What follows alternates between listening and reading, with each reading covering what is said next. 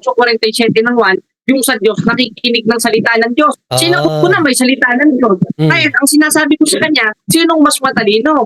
Yung founder ninyo at yung mga Bible scholars ninyo na ang sabi, ang puno ninyo si Ellen G. White, o si Pablo na nagsasabi, hindi ko pinahintulot ng babae magpuno. Sumagot ka lang po, Tatang. Dahil sa katotohanan ng ipinapangaral ng Santa Iglesia Katolika na hindi maitanggi ng mga protestante sa lungatang aral at bahayag ng mga pastor.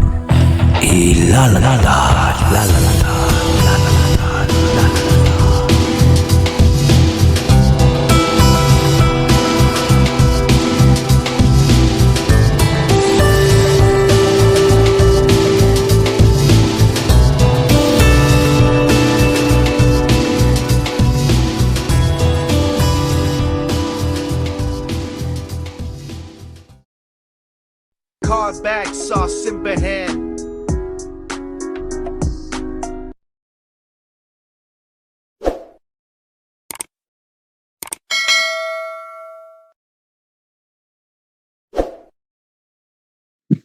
Oh, sige. Next question na. Bro Jared, gusto mo bang sumagot, Bro Jared?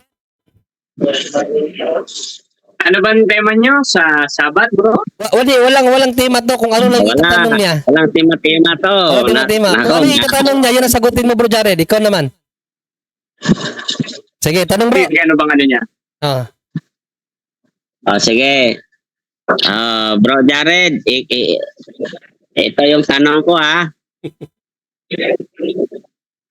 Yung bang holy water, ginagamit pa rin ba ngayon? Hanggang sa panahon natin ngayon? Sa anong paraan ginagamit yung holy water? Unang-una sa exorcism, sa pagpapalik ng demonyo, gaya mo. Dahil yung ama mo, sabi sa 8:44 ng 1, kayo sa inyong amang Diablo. At isa dun sa anak ng Diablo, si Ellen G. White, dahil wala ang propeta si Ellen G. White na pinanginiwalaan mo eh. Bakit? Bawal lang Diyos yung pinagagagawa, gaya ng nasa 2:12 ng unang Timoteo, na hindi ko pinahintulot na ang babae magturo ni magkaroon ng pumupuno. Ngayon, sabi sa bro, lumalayo ka sa ating ano bro, nakikinig ka ba bro? Teka lang, sumasagot pa Magwayin. Bibigyan ka naman ng panahon mamaya sumasagot pa siya eh. Okay. Tama naman yung sagot niya bro. Ano? Yung ano kasi niya bro yung sagot niya bro, mali bro eh. Yung sagot ko. Mali pala ang sagot ko. Sagit lang, pakinggan mo muna ako. Patuloy. Kung magtatanong ka, pakinggan mo yung sagot ko. Ito nga sagot ko, yung holy water ginagamit para sa demonyo at para sa mga anak ng Diablo gaya ni Ellen G. White na kinatuparan ng 8:44 ng 1 at 2:12 ng unang Timoteo. Ngayon, bakit sinabi na si Ellen G. White ay anak ng Diablo? Bawal nga ng Diyos ang pinagagagawa. Dahil ang sabi ng Apostol Pablo sa 2:12 ng unang Timoteo, hindi ko pinahintulot ng babaeng magpuno. Ngayon, basahin natin ang Seventh-day Adventist belief nyo, tapos tatanungin kita. Ngayon, sabi sa inyong Seventh-day Adventist belief in 27 fundamental doctrines na isinulat ng mga Bible scholars at ng mga pastor ng Seventh-day Adventist sa page 224, sabi, the gift of prophecy was active in the ministry of Ellen G. White, one of the founders of Seventh-day Adventist. Ngayon, ako naman magtatanong sa iyo, sino ang mas matalino? Si Pablo na nagsasabi, hindi ko pinahintulot babae magpuno, o si Ellen G. White na ayon sa inyong libro, nagpuno? Sagot. Iho, lumalayo ka sa tanong ko, Iho. Sagutin mo na. Sagutin yung Wag ka tanong muna niya. lumalayo. Alam ko hindi mo alam yun. Huwag kang lalayo. Sagutin mo yung tanong niya bro. Huwag ka sagutin mo yung tanong ko. Pasok ka ng pasok. Wala ka naman sa tema eh. Hindi, sinagot Magwayin, sinagot niya yung tanong mo. Ngayon tinanong ka niya kung ayon sa Bible, sino ang mas tama? Si San Pablo ba na pinagbabawalan yung babae na mamuno? O sa reference nyo na pinuno nyo talaga si Ellen G. White? So sino ang mas matalino daw? Si San Pablo o kayo? Sagutin niya muna yung tema ko. Huwag siya muna layo. Sinagot na yung tema. Sinagot na. Hindi pa nga ako tapos sa tanong ko eh. May mga pangkapat ko eh. Sagit lang po, Ganda-ganda ng usapan natin. Sinagot naman ka bro, Magwayin. Sinagot ka na ginagamit ngayon yung yung isa sa paggamit ng holy water, pagpapalayas ng demonyo. Sa mga kaparian namin, pinapalayas nila yung demonyo. At kinomik niya ngayon na yung aral nyo, aral ng demonyo, na dapat talaga kayo ma-exercise. Sagutin niya lang ako. Kapatid na Jumri, ang Hindi pa tanong nga ko sa kanya, ako, napakaliwanag. Ngayon, kung ayaw ang sagot ko, isa lang ang ibig sabihin niyan. 4:4 ng ikalawang Korinto, 8:47 ng 1, hindi sa Diyos to, anak talaga ng Diablo ito. Bakit? Dahil sabi ni Juan sa 8:47 ng 1, yung sa Diyos, nakikinig ng salita ng Diyos. Sinagot ko na may salita ng Diyos. Kaya ang sinasabi ko sa kanya, sinong mas matalino? Yung founder ninyo at yung mga Bible scholars ninyo na ang sabi, ang puno ninyo sa Ellen G. White, o si Pablo na nagsasabi, hindi ko pinahintulot ng babae magpuno. Sumagot ka lang po, Tatang. Huwag ka magpapatutsada. Nasagot ko na yung tanong ko. Ayaw ko lang. Hindi ako nagpapatotsada. Doon muna tayo sa mga tanong ko. Huwag ka munang lalayo. Lumalayo ka eh. Mamumuntos ka lang, iho Huwag ka eh. muna sa tanong ko. Ang tanong ko kayo, Iho, huwag ka sino muna ang mas mamumuntos. matalino? Si Pablo o yung mga Bible scholars nyo gaya ni Bacalares Cuno? Na ang sabi, ang puno ninyo ay si Ellen G. White, samantalang ang sabi ni Pablo, 2:12 hanggang 11 ng unang Timoteo, hindi ko pinahintulot ng babae magpuno. Sumagot lang kayo, sinong mas matalino? Para Hindi, matigil kanino ito. bang programa to? Akin o sa inyo? Hindi, tinatanong ka kapatid, tinatanong ka. Counter ano yan? Counter question Hindi yan. pa nga ako tapos doon sa Hindi akin. naman kasi ito Bakit debate, hindi tiniwasan naman ito mo formal debate na ikaw lang yung magtanong. So, pwede kasi kami magtanong dito. Hindi naman to. Abi, kanina, tanong kami ng tanong sa'yo. Sinasagot mo naman, bakit mo sinasagot si Jared ngayon? Hindi naman. Sagutin mo, sino ang mas matalino daw? Yung mga scholar nyo na pinapahintulutan si Ellen G. White mamuno sa iyo, si San Pablo, na ipinagbabawal ni San Pablo mamuno ng babae. Sino ang mas matalino? Si Pablo o yung mga scholar nyo? Doon muna kami sa tanong ko, bro, para matapos Sinagot tayo. naman niya, bro. Tapos kinunik lang niya yung pamumuno ni Ellen G. White. Di mahirap yan. Mamumuntos lang kayo niyan eh. Di, tinanong lang niya, ano ba talaga? Sino mas matalino? Yung mga scholar nyo o si San Pablo daw? Tanong lang naman yan. Eh, ang tanong ko muna yung sagutin niya. Huwag ka siya muna malayo. Mamumuntos Ayaw lang sa kayo. mga sagot mo, Alam ko Jared. yung aral nyo. Hindi yan kapag maniwala Ngayon, yung ang aral tanong nyo. ko siya, napakaliwanag. Sabi nyo kasi, ang sabi kasi ng libro ninyo, si Ellen G. White, yung Seventh-day Adventist Belief, to page 224, ang founder nyo inaamin ay si Ellen G. White. Ngayon, ang sabi ni Pablo 12 ng unang Timoteo, hindi ko pinahintulot na maging founder ang babae. Ano? Sino ang mas matalino? Yung mga Bible scholars ninyo, kasama yung 3A Media, at si Bacalares na ayaw lumaban na diskusyon, o si Apostol Pablo na nagsasabi na hindi ko pinahintulot ang babae maging founder? Sino mas matalino? Sumagot ka. Bro, parang sirang plaka ka niyan, bro. Hindi pa ako tapos. Di, tanong sino, bro? Ang tanong sino? Sumagot ka lang sa tanong. Sasagutin Kasi niya, may argumento bro, ako, yan. Pagkatapos mo sagutin yung tanong, magtanong ka na uli. Sabihin mo na lang, bro, na hindi mo alam sagutin. Hindi yung marami kang paiwas-iwas eh. Umiiwas ka eh. Sinagot na nga, bro. Sinagot na, bro. Sinagot Bro, na. John Ring, Bro, Sige, may sige, palma Jared, pa nga ako na lang muna Sinagot magano na. ba Jared kasi hindi siya nakikinig sa'yo. Sige, sige, ano yung tanong mo, bro, Jared? Bro, Magwain, ano yung tanong mo? Ang sabi niya, ginagamit daw sa pangano. Saan mababasa na ginagamit sa panganong demonyo yung holy water? Yes, bro, ginagamit ng mga Ako, kaparian namin saan ngayon yan, bro. mababasa? Ginagamit yan sa mga Oo. kaparian namin ngayon. Oh, Next question, saan next mababasa question. yung holy water? Next question, ginagamit ng mga kaparian namin yan.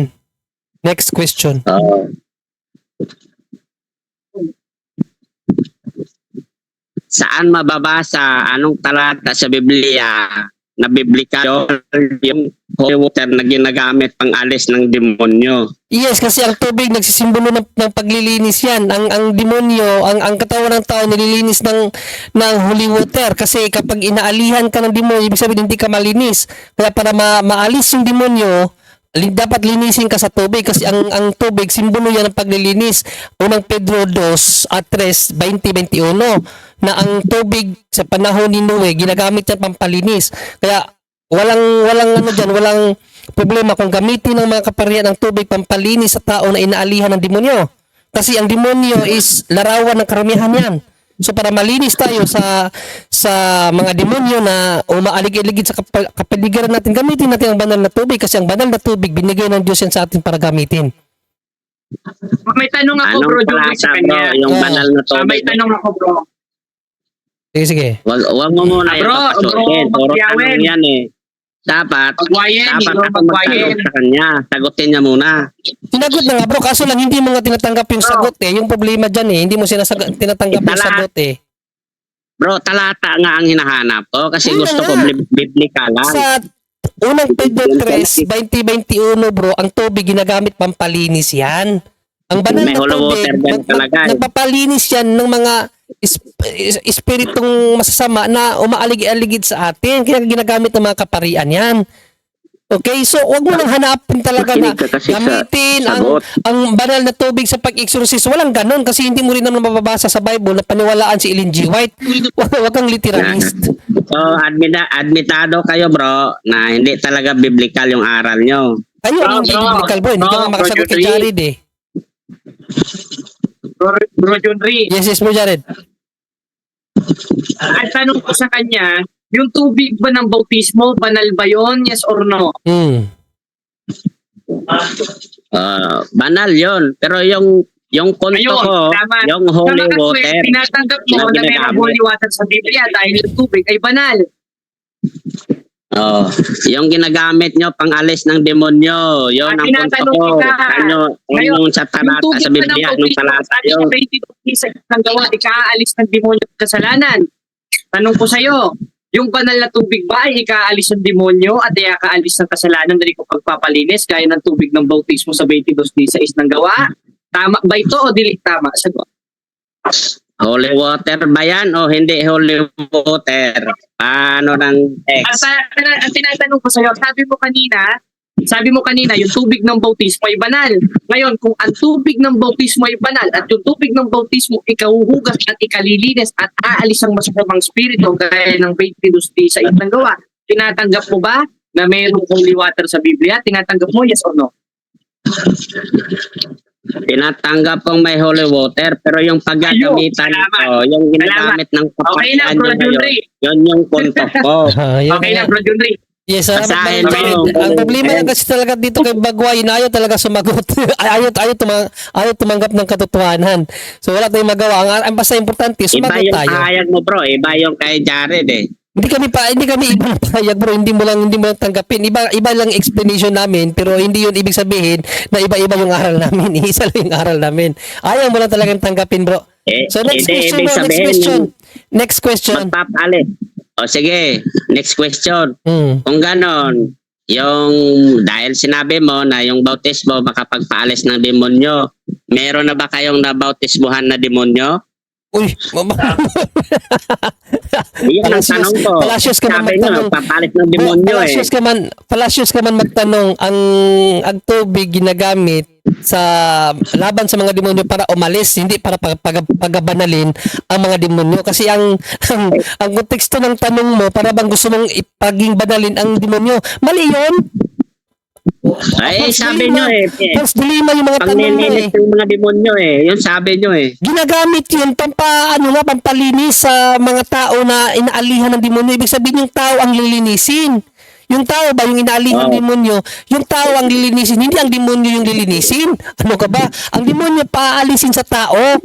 Kaya ginagamit ang banal na tubig kasi ang banal na tubig, bibili ka naman yan, nagbinigay ng Diyos sa tao pang palinis, di ba? Sa Ezekiel 36, 25, Ezekiel 36:25, ibinigay yung tubig pampalinis sa ating body. Actually in 10:22 ng Hebrews, sabi ni St. Paul, yung tubig sprinkle of the water, nakakalinis ng puso yon. So talagang yung tubig, kagamitan niya na ibinigay ng Diyos, yung banal na tubig hindi yung ordinaryong tubig, yung banal na tubig, kagamitan niya ng Diyos na ibinigay sa mga kaparian para magamit nila pampalinis sa mga tao. Kapag ikaw inaalihan ka ng espiritu, ibig sabihin hindi malinis ang iyong budhi. Kaya ginagamit ang holy water para matanggal yung nagpaparumi sa spiritual mo na aspeto, yung mga demonyo. At lumalayas naman kasi napapatunayan yan sa mga exorcism ministry ng mga kaparian namin kapatid. Gusto mo bro, Magwagi. ayan, wag na yan. Magdiskusyon tayo sa radio. No? Patunayan mo na ang Seventh-day Adventist ay ang tinayo ni Kristo ayon sa Biblia at tutulak ko. Gusto mo magka-friendly dialogue tayo, may moderator para maayos? Para hindi tayo nagsasapaw-sapaw? Oh, pwede yan. Gusto mo Ano magwayin? yan, ano yan? Ay na, tinatanggapin ba yung hamon ni Brother Jared? Gusto niya, para walang sapawan, magdiskusyon kayo ng may moderator. Yung talagang formal na diskusyon. Patunayan mo na ang SDA ang tunay na iglesia. Patunayan ko na ang SDA ay ang tunay na iglesia. Oo, yan. Bro, Napakadali available na ako topic yan. bukas. Gusto mo, alas Ayon sa Biblia. 12 tayo ng tanghali. Ayon sa Biblia lang, walang walang Ano ka na dyan? referensya. Pag-Biblia lang, lalo kang talo dyan. Ay, hindi naman kami Sige, Jared, second bakit sige, sa sige, Biblia? magbigyan Tangkapin mo ka. ba, Brother Jared? Ayon sa Biblia lang. O sige, pagbibigyan kita, sola scriptura tayo. Dahil dati ko sola scriptura, alam ko yung Oo, gagawin pero ko. At alam schedule ko na rin natin ang mga yan kasi babasa. pag-aaralan ko muna yan. Ay, Masyadong pa daw, busy Bro Jared, ako. pag-aaralan pa daw niya. Hindi pa siya ganun kagaling sa debate kasi, Bro Jared. Hindi kasi to debater, bro. Ano lang to, panggulo lang to na SDA, Sige, ba? sige. Puro Okay. tanong lang. Oh, sige, Ang so, maganda sana si pag-aralan niya muna, Bakalari. Bro Jared. Sa susunod mo na sa Pero mahirapan kayo sa tanong. Next week kayo ma-schedule bro. I-schedule mo yan. Pag-aralan ko muna yan. Biblia lang, kapag napag-aralan mo na, walang kapag gamit. napag-aralan mo na, balik ka dito, sabihin mo, handa ko nang harapin si Jared. Yan. Kapag napag-aralan mo na, ikaw dapat ang mag-ano na kahanda mo Oh, na si sige. Jared. Oh. So maghihintay Oh, lang si sige. Jared sa'yo. Yung patakaran Biblia lang, Bible alone lang. Isang Oh. Biblia lang, walang ibang libro na babasahin, wala. Biblia lang. Sige. Biblia Basta lang magandaan mo talaga. muna yan. Sige, magtanong ka muna kasi Oo. wala pa yung Pagandaan ano ko mo eh. yan. Talagang anuin ko talaga yan. Oh, sige, pag-aralan mo. Research muna ako. Kasi hindi naman ako professional debater eh. Papatunayan lang natin ayon sa diwa ng Biblia. Diwa ng Biblia, diwa ng Biblia o diwa mo. Diwa ng Biblia, yun sa Biblia. Oh, sige, magtanong ka na magwayin. Sige, ito naman. Sino ba sasagot nito? Sige, ako. Ikaw ang sasagot. Parang wala na yung ako Nabusan ka na ng tanong. Ubusan ng tanong to, ubusan ng oras, wala nang kaidan to. Lumabas yung isang mong kasamahan eh. Maganda sana kung nandito yung isang mong kasamang ganda, kaso lumabas siya eh. Tapos yung tanungan, kahit na. Hanggang alas 11 to bro, hanggang alas 11. Kaso wala kasing ibang protestante na pumasok, siya lang, kaya nasa kanya lahat ng oras. Bakit? Wala pa nakatabay dyan? Wala pa eh. Yung isang mong kasama na kaganina, umalis eh. Naingayan siguro sa'yo yun. Hindi na napasok eh. Sige, magtanong ka na. Sige. Dito naman tayo sa mga utos. Mga utos, no? Sige, utos. Yung mga utos ba, yung sa Ten Commandments, tama ba yun na pinalitan yung araw ng Sabat? Tama ba na pinalitan namin ang araw ng Sabat? Oo. Hindi naman pinalitan ang araw ng Sabat. May binanggit ang Bible na another day. Yung another day na yun ang pinanahan o ano yan sa Tagalog na yan, no? Yun ang pinili ng simbahan na araw ng pagpangilin sa Diyos kasi may binanggit man na another day at aminado ka man na yung another day is Sunday, hindi yung Saturday kasi another day na nga eh. Kapag another day yung Saturday yun bro, another day, di ba? Another day sabi mo Sunday yun, kaya yun ang pinili ng simbahan, wala kaming pinalitan. Ganon. Bakit yung kautosan na 10 utos, Sino tumatawag? bakit Saan yan? iba yung inyo, iba yung nasa Biblia? Ano? Yung 10 utos, iba yung nasa inyo, iba naman yung nasa Biblia na 10 utos. Hindi man iba. Ano sinasabi mong iba? Walang iba ha? Parehas lang yan. Ang katikisim lang namin, sinamarize ng simbahan. Hindi yan iniba. Sinamarize. Katulad ni Panginoong Kristo pagdating sa Mateo 28 at Marcos 12, sinamarize niya. Ginawa ng dalawa na lang yung utos ng mga dalawang pinakadakilang utos. Yung 10, ginawang dalawa. So hindi yun pagbago bro, pag-summarize yun. Sabi ni Panginoong Kristo, binigyan ko kayo ng halimbawa upang inyong sundan. Sinundan ng simbahan si Panginoong Kristo na nag-summarize sa kanyang utos. Sinamarize lang ng simbahan ano yung 10 utos. Kapatid, walang binago o pinalit o inalis doon. Wala. Bakit si Kristo Sino? sa Tawag-tawag. Mateo 5:7 hindi niya iniba eh. Ha? Bro, Sinamarize, bakit parang may kulang yata? May iba yata yung naka ano. Tapos si Kristo sa Mateo 5:17 hindi niya iniba eh. Wala siyang sinira o ano. Bagkos, tinupad niya pa nga. yes, ang point ni Panginoong Kristo sa Mateo 5:17-18 bro, yung mga hinulaan ng propeta. Kaya nga sinabi niya sa Mateo 5:17 na hindi matatapos ang kanyang araw, na hindi matutupad ang mga yon. Basahin ko sa iyo at ipapaliwanag ko sa iyo ang Mateo 5:17-18. Anong ibig sabihin dito Hindi mo naunawaan no? Ang ibig sabihin ni Panginoong Kristo dito yung hula ng mga propeta. Kaya nga kinakailangang matupad yon, no? Basahin ko sa iyo. Mateo 5:17-18. Paunawa ko sa iyo No, sabi dito, huwag ninyong akalaing naparito ako upang ipagwalang bisa ang kautusan at ang mga propeta, no?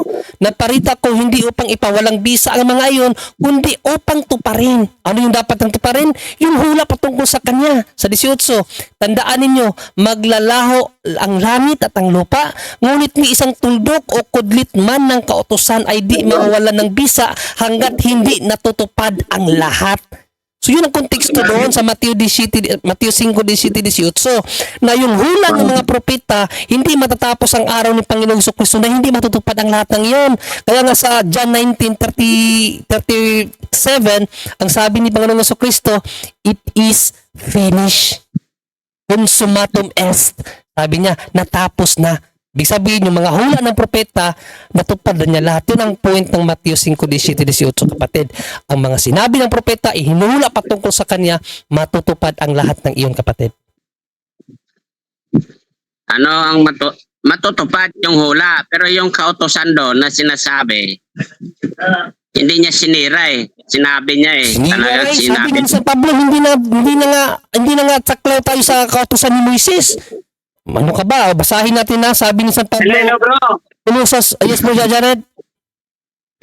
Tama naman yung 5:17 ng Mateo. Wrong interpretation si Magwayen. Tama, hindi naman sinira ni Cristo pero pinalitan niya, sabi sa 7:12 ng Hebreo. Sapagkat ng palitan ng pagkasaserdote, kinakailangang palitan ng kautusan. Hindi naman natin sinira. Dahil hindi naman sinira ni Cristo, dahil ang pagsira sa kautusan, yung paglabag sa kautusan. Yung kautusan, hindi naman para sa mga matwid yun, si Kristo matwid eh. Kaya hindi niya talaga sisirain, kundi pinalitan. Ngayon, ang tanong ko, Katunayan, 13:39, ang tanong ko, ang sabi, di na kayo aariing ganap sa pamamagitan ng kautusan ni Moises. Ito, ako magtatanong sa iyo. Yung kautusan ni Moises doon, sinusunod pa ba ng SDA na sinira ni Kristo o hindi sinusunod? Yan. aling kautosan doon, merong mga kautosan na hindi na sinusunod, merong kautosan na sinusunod. Ngayon, yung kautusan ni Moises, sinusunod nyo ba yon? Yes or no? Aling kautosan doon? Tinatanong kita, yung kautusan ni Moises na tinutukoy sa 13:39 ano mo, specify mo anong kautosan yun dahil maraming kautosan. Ito yung kautosan na yun na sinasabi ni Jared, no? Yung specific na 4 na kautosan na pinapasunod pa ba to? Ito, Colosas 2:13-14, kapatid. Pinapasunod pa ba to? Sabi dito, basahin natin Kayong dating patay dahil sa kasalanan, kayong mga hintil na hindi saklaw sa pagtutuli ayon sa kautusan ay binuhay ng Diyos na kasama ni Kristo. Pinatawad niya ang ating mga kasalanan at pinawalang bisa ang lahat ng naisusulat na alituntunin laban sa atin. Pati ang mga pananagutang kaugnay dito, pinawi niya ang lahat ng ito nang ipako sa krus. Sa pamamagitan ng kanyang kamatayan sa krus, nilupig niya ang mga pinuno at kapangyarihan ng sanlibutan. Ang mga ito'y parang mga bihag na kanyang ipinarada sa madla bilang katunayan ng kanyang pagtagumpay. Kaya't huwag na kayong magpasakop sa anumang alituntunin ng alin tungkol sa pagkain o inumin, tungkol sa kapistahan o sa bagong buwan o sa araw ng pamamahinga. Yun yung tanong ni Jared. Yun, doon. Hindi na namin yan. Sakla ba tayo sa mga kautusan na yan o hindi na? Saklaw pa sa pagkain ng mga Saklaw, karumaldumal. sabi nga dito. Doon, bawal tayo doon. Pero Paano sa saklaw? mga Sabi nga dito, pre, alituntunin, huwag na kayo magpasakop, tapos saklaw pa rin. Huwag na nga bro, magpasakop, intindihin mo saklaw muna, pa rin. bro. Intindihin mo muna, bro, kung ano yung sinasabi mo at yung sinasabi ko. Oh, malinaw na yan dyan, no? Huwag na kayo magpasakop, pero saklaw pa rin sa'yo, huwag na nga magpasakop, eh. Hindi, intindihin mo muna. Huwag ka munang, you are under cross, bro, eh. You are under cross. Hindi, ikaw ang tinanong ni Brother Jared kung ano yung mga makautosan na hindi na dapat. Huwag ka Hindi munang dapat pananan. So, mananapaw ito kasi yun, hindi yan makakit sa pinaliwanag na langit yan sa ang Pablo, bro. mananapaw. Ito mga kautosan na yun, no? Araw sa pagkain o inumin. Kaya nga kayo, nakapagtataka kayo, hindi pa rin kayo kumakain ng baboy. Hindi na kayo magpasakop sa mga pagbabawal na yan sa anumang uri ng pagkain at inumin. Tungkol sa mga kapistahan, Sige, bro, ikaw na lang sa bagong buwan magsalita, sa bro. araw ng pamamahinga. Yan ang punto ni Bro Jared. Saklaw pa ba tayo sa mga kautosan na dyan? Sabi mo, saklaw pa rin. Huwag na lang kayo magpasakop. Sabi ni Pablo, huwag na magpasakop. Tapos kayo, napapasakop pa rin kayo. May problema dyan sa theology nyo, bro. Kasi kahit yung wag, ano nyo pa rin. Yung wag sa inyo, hala pa rin kayo. Para kang sino yung nakalaban ko na si Binti Adventist, si pangalan nun? No? Na tinanong ko siya about sa hula sa Hosea 2:11. Sa ngayon ka ba na ipahihinto ng Diyos yung araw ng pamamahinga sa yung linggo-linggo na pamamahinga? Sa ngayon ka, sabi niya, sang-ayon ako pero magsasabat pa rin kami. Parang ikaw yun eh. Bawal na, magpapatuloy pa rin. Sabi na nga din sa Pablo huwag na kayo magpasakop sa mga alituntunin ng alin. Anong alituntunin na yon? Pagkain o inumin, anumang kapistahan, bagong buwan, o araw ng pamamahinga. Huwag ka na magpasakop doon kasi sa mga Hudiyo lang yon. Tapos sabihin mo magwain, dapat pa rin ka magpasakop doon. Huwag na nga magpasakop, sabi ni San Pablo Kaya mali-mali talaga yung aral nyo, bro, ng SDA. Kaya tama si Brother Jared, huwag kayo magpasakop sa babae. Kasi yung babae talaga source of kamalian yan. No, sabi ni San Pablo yan sa taga-Corinto na yung babae talaga ang unang naguyo ni Satanas. Kaya hindi nga pinapahintulutan ni San Pablo na mangaral ang babae. Kasi yan ang unang naguyo ni Satanas, ang babae. Kaya kayo bro, guyong-guyo kayo kasi founder niyo babae. Magwain, may tanong ka pa? Binilang ko bro, mga sampung ano na bro, naka-10 supalpal ka na bro sa gabing ito. Tutulog na yata siya, bro. Hindi, gising pa yan. Ano kasi yung speaker niya mahina. Magwayan? Tapos ka na ba, bro? Yes, tapos tanong. Baka gusto mo pa sumapaw, tirahin mo na lahat. Ihintayin ko na lang yung oras ko. Tirahin na Pwede lang. ba magtanong sa kanya? Sige bro, anong tanong mo bro? Bro Magwayin, tanong ko lang bro kung okay lang ba? Yung ano bro, 613 Law of Moses, sakop ba kayo, kasali ba kayo doon o hindi? Hindi ko yan ma-specify bro kung ano-ano yan bro, pero ang masasabi ko lang yung sinusunod talaga namin, yung halimbawa yung mga karumaldumal, hindi bawal talaga sa amin yan. Tapos, kung babasahin natin yung buhat Yes, si Apostol Pedro, yung kiniklaim yung unang papa, hindi nga kumakain ng karumal-dumal. So bro, yung tanong ko lang naman kung yung tanong ko lang. Wala na si Moises yan. So hindi mo alam yung Mosairot Law. Hindi ko pa. Hindi nga ako professional na debater. Yung Sige bro. ko nga dito. Okay, hindi na ako magtatanong bro. Hindi niya kaya yung Hindi na. hindi niya Sige, kaya sige, yung sige. theological question mo, bro. Wala siyang alam sa mosaic, ano yung mosaic. kung gusto nyo bro, kung gusto nyo na talaga ng debate na mga marami kaming mga dyan na mga professional. Alam namin, bro, lahat yun. Kayo Lahat ba? yun, bro. Kayo Lahat ba? yun, Papasukin mo nilang purnas na dito, bro. namin. Lahat yun, nilang purnas na namin.